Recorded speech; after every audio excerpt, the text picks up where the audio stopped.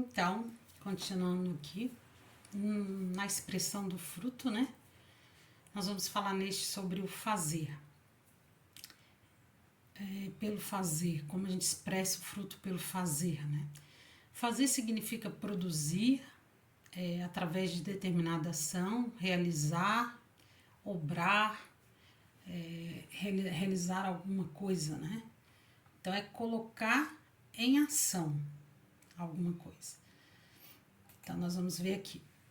A maior forma, como se identifica isso na Bíblia, a questão do fazer, em boas obras, né? É aquilo que a gente obra, que a gente bota a mão para fazer, né? Então, isso é muito reconhecido por Deus, as boas obras, né? O que importa é a motivação para fazer essas boas obras, né? A motivação tem que ser o amor. Deus é amor, né? A motivação dele ter feito tudo por nós é o amor. Tanto que em João 3 fala, né? Porque Deus amou o mundo de tal maneira que deu o seu Filho unigênito para que todo que nele crer não pereça, mas tenha vida eterna, né? Então, o amor é a motivação. E para nós também. Em 1 Coríntios 13, esse texto aqui é tremendo, assim. Se a gente destrinchar ele assim, a gente vê aqui, assim, coisas preciosas. Diz assim: ainda que eu falasse a língua dos homens e dos anjos e não tivesse amor, seria como metal que soa ou como sino que tine, que faz barulho, né? Então, ainda que eu falasse a língua dos homens, dos anjos, quer dizer, ainda que eu tivesse dons assim maravilhosos, né? De expressão, assim, de falar, se eu não tiver amor, o que vai acontecer? É que nem um sino, você bate o sino, ele toca tum, tum, tum, tum, tum. Ele bate, mas ele vai embora. Acaba, né? Então, por quê? Porque é o amor que faz a coisa ser consistente, é o amor que faz a coisa ser eterna, né? E ainda que falasse o dom de profecia e conhecesse todos os mistérios e toda a ciência, ainda que tivesse toda a fé, de maneira tal que transportasse os montes e não tivesse amor, nada seria. Aqui está falando do agir, né?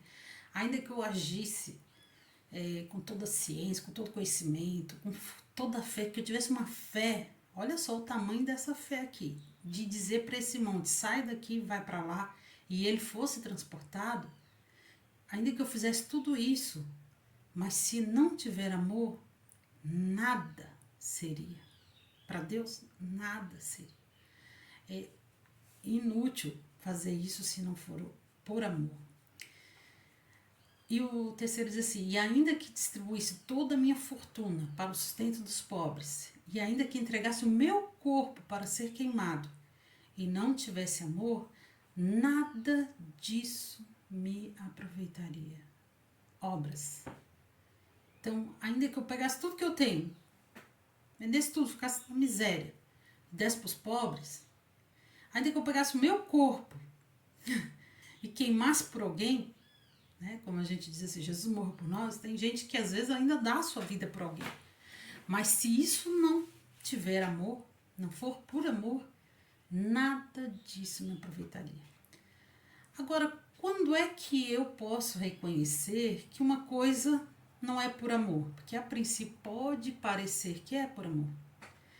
Eu dar meu corpo por alguém, dar minha vida por alguém, parece ser por amor, mas pode não ser, né?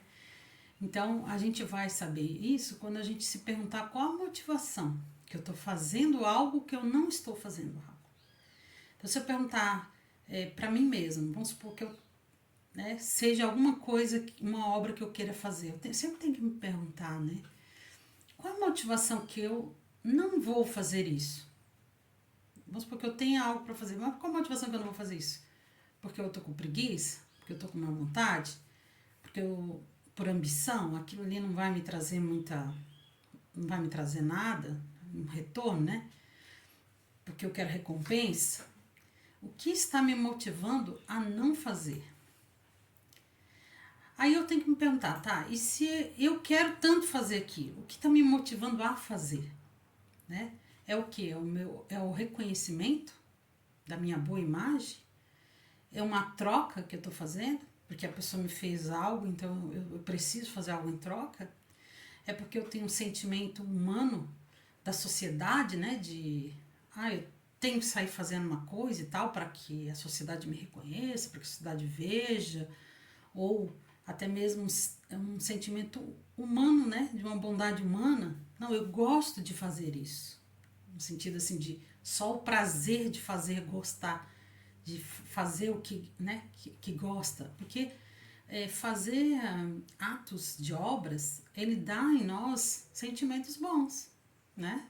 Todo ser humano, até os ímpios, gosta de fazer caridade, gosta de dar, às vezes, né, mais até do que muitos crentes, né? De ajudar os animais, de ajudar isso, ajudar aquilo, mas é por quê? Por seus prazeres próprios. Eu me sinto bem quando eu estou fazendo essas coisas, né? Então, qual é a motivação? É do espírito? É o amor? É algo que vem de Deus no meu coração? Deus colocou isso em minhas mãos para fazer? Vamos supor, teus filhos. Eu preciso me perguntar se eu devo ou não cuidar, zelar da saúde, da alimentação, da saúde física, da saúde emocional e da saúde espiritual do meu filho? Não, eu não preciso perguntar, porque isso Deus colocou em minhas mãos para fazer. Ele já me deu essa responsabilidade.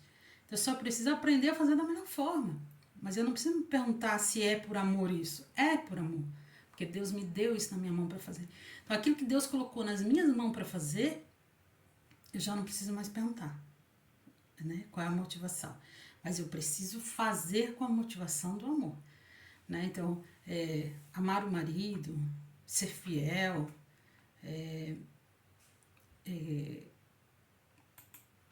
qualquer outro ato, né, que o Senhor já tenha colocado em nossas mãos para fazer. Né? Eu tenho condições de fazer?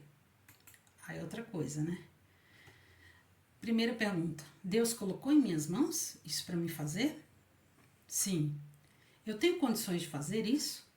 Aí eu tenho que me perguntar: até onde vai os meus limites pessoais e condições físicas de fazer tal coisa? E não vai prejudicar os outros? Isso que eu vou fazer? Deus será glorificado nisso que eu vou fazer? Né? Então, sempre se perguntar.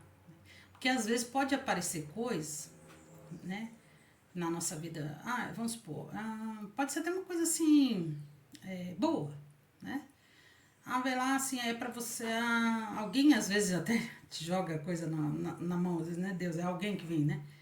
Você tem que fazer, vamos supor, ser instrutora num clube de mães lá para ajudar as mulheres a fazer alguma coisa. Aí eu vou me perguntar, tá, é Deus que está me colocando isso nas minhas mãos?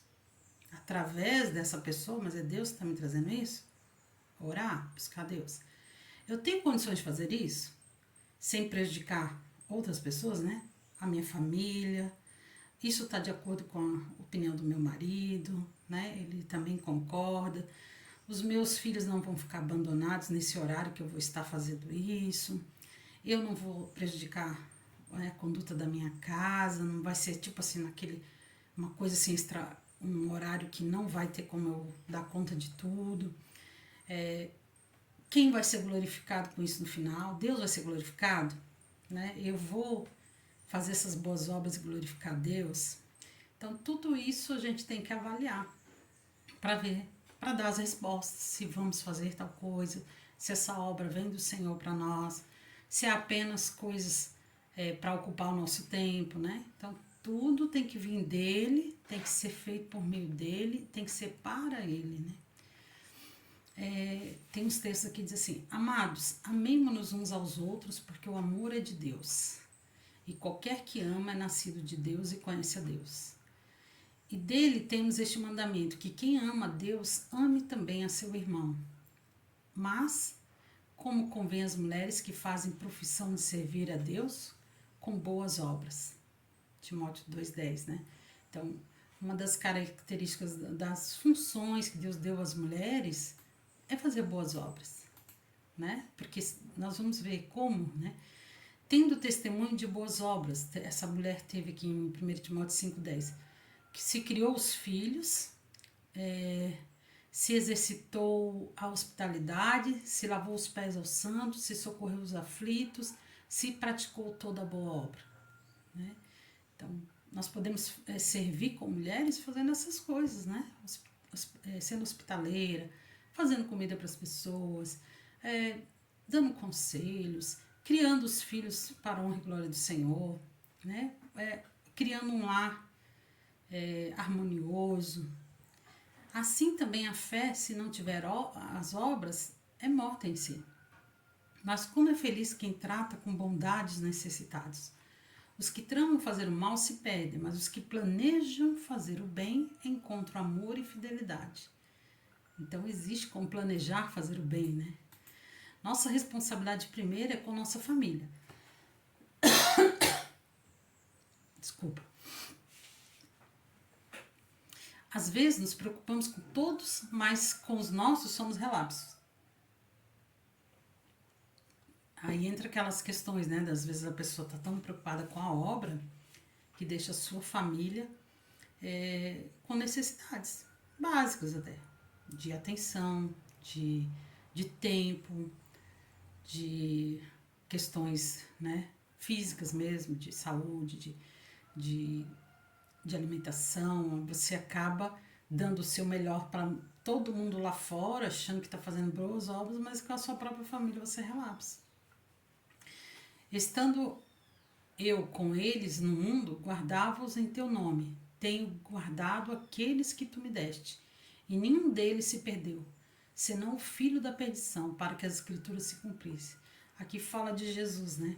Que ele veio ao mundo, mas olha só quanta atenção ele deu para aqueles 12 que ele escolheu, né? E, embora ele não deixou de servir a multidão que vinha e pedia cura, bênçãos, isso, aquilo, mas ele não deixava o alvo, que eram os seus discípulos, né? Então, ele guardava-os, ele não deixou que eles se perdessem, ele os instruía, ele levava eles com ele alimentava eles, ele estava o tempo todo ali fazendo as outras coisas, mas eles eram a sua família aqui, aquilo que ele cuidava, que ele guardava, né? Entre eles estavam alguns irmãos dele, entre eles estava sua mãe, né? Então, Jesus já nos dando esse exemplo, né? De sermos fiel ao que Deus nos colocou a cuidar. Às vezes a gente está muito interessado em ir para a África, ir para lá, ir para cá para fazer missões, mas dentro da minha família, dentro da sua família, a gente já fez essa missão? De ser bom exemplo, de ser bom testemunho, de mostrar uma conduta coerente, porque às vezes é fácil a gente mostrar para os outros, para os de fora, mas dentro da casa é o lugar mais difícil, né? Porque ali todo mundo conhece a gente, todo mundo conhece os nossos defeitos, as nossas qualidades, né? É ali que a gente realmente é quem a gente é, né? Porque tá ali todo dia convivendo, né? Então, só a graça de Jesus mesmo para a gente conseguir expressar o Cristo que está ali, né? Deixa eu ver aqui, tem mais uns textos aqui. Esse texto aqui, Deus concedeu um dom a cada um, e vocês devem usá-lo para servir uns aos outros, fazendo bom uso da múltipla e variada graça divina. Então, Deus concedeu para cada um dons, né? E nós devemos usar para servir aos outros, uns aos outros, fazendo bom uso da múltipla e variada graça divina. Deus deu para cada um, não está tudo num só. Esse negócio de exaltar uma pessoa só, né? Criar ícones, né? De relevância, não vem do Senhor. Cada parte do corpo é importante. A unha não é maior do que o olho não é maior do que o pé, a boca não é maior do que o coração. Todos eles são diferentes e cada um tem a sua função. E se ele não exercer a sua função, os outros vão sofrer, né? Porque se eles até conseguem sobreviver. Vamos supor, se o olho não funcionar, o corpo consegue viver, mas ele vai ter a sua dificuldade, né? Porque vai estar sentindo falta da visão. Então, na múltipla e variada graça divina, Deus deu como servir uns aos outros. Portanto, quer vocês comam, quer bebam, quer façam qualquer outra coisa, façam para a glória de Deus, sendo hospitaleiros uns para com os outros, sem murmurações. Quando membros do povo santo passarem por necessidade, ajudem com prontidão. Estejam sempre dispostos a praticar a hospitalidade. Você mesmo deve ser exemplo na prática de boas obras. Tudo o que fizer deve refletir a integridade e a seriedade de seu ensino. Sua mensagem deve ser tão correta a ponto de ninguém a criticar. Então os que se opõem a nós ficarão envergonhados e nada terão de ruim para dizer a nosso respeito. Tito 2, 7, 8. Em Tito ali, ele está falando muito com os obreiros, com os pastores, como deve ser a conduta deles, como deve ser o caráter deles, né? Então, a primeira coisa que ele está dizendo assim, que a tua prática de boas obras reflita a tua integridade no teu ensino. Então, se eu falo alguma coisa, que eu haja daquela forma, né? Para que não seja envergonhado quando os outros disserem alguma coisa, né? Porque assim, vai ter os que vão falar mal, mesmo tu fazendo tudo certinho. Só que falar mal, como diz assim, contra fatos não há argumentos. Falar mal de alguém sem ter fatos contra essa pessoa é apenas uma pessoa despeitada que tá querendo, às vezes pode estar se sentindo intimidada com a reação, com as atitudes daquela pessoa, mas pode ter aqueles que realmente têm o que falar daquela pessoa e aí se torna complicado, né? Porque daí ela perde, né? Ela perde a questão por ter argumentos contra ela, né? Claro que ninguém está a um ponto assim de, né? É santo total que ninguém tem nada para falar, né? Mas assim, uma coisa é eu ter minhas dificuldades, minhas coisas, outra coisa é eu viver no erro, no pecado, viver constantemente fazendo coisas desagradáveis a Deus, né? E qual é a minha maior característica de uma pessoa que faz para Deus as coisas, que vive, que leva a sério, que tem integridade ao que crê, né? A vida com Jesus, aí se verá isso, né? Pelas atitudes, pelas boas obras, pelo caráter dessa pessoa, né? Já existem outras pessoas que são muito preocupadas com obras e já tem o caráter todo deformado.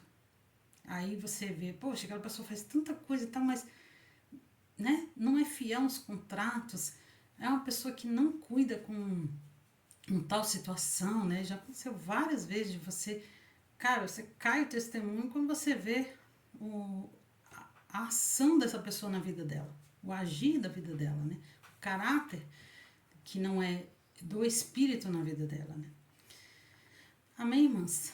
Então, aqui, esse era as 4 formas de manifestação do fruto do Espírito nas nossas vidas, né? Daqui para diante a gente vai entrar em cada característica do fruto, né? Amabilidade, bondade, domínio próprio. A gente vai falar um pouquinho sobre cada uma dessas contextos, né? Porque foi importante dessa base, esse fundamento, né? Para a gente daí quando chegar lá no fruto, entender, né? A gente vai saber como aplicar o fruto, né? Vamos falar sobre a amabilidade, a gente vai saber, eu tenho que aplicar amabilidade no meu pensar, no meu falar, no meu agir, no meu fazer. Então, como eu já vou saber aonde eu vou estar atuando na amabilidade, né? Assim como nos outros também. Amém? Um abraço.